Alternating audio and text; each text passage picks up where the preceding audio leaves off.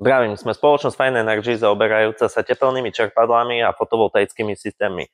Dnes si tu máme možnosť predstaviť tepelné čerpadlo AOCO Model Prime. Jedná sa o 10 kW jednotku. Je to pre také menšie domčeky, bungalovy, približne do nejakých 150 m2 obytnej plochy. Také základné veci, ktoré by som vám k tomu vedel povedať.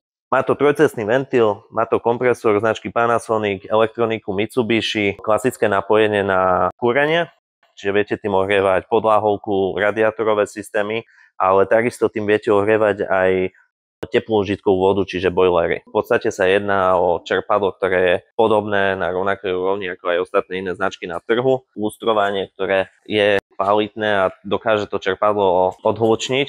V domácnosti ho nie je veľmi počuť. Táto jednotka sa nachádza v interiéri domu.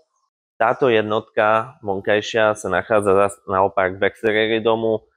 Je treba dbať na to, že nedá to nejak susedom blízko. Trošku hluku to samozrejme produkuje, je tu na vrtuľa.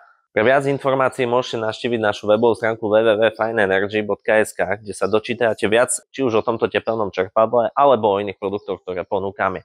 Viete nás tam kontaktovať, viete sa dopytovať, koľko by celá takáto sranda stála a následne vám to môžeme prísť aj namontovať.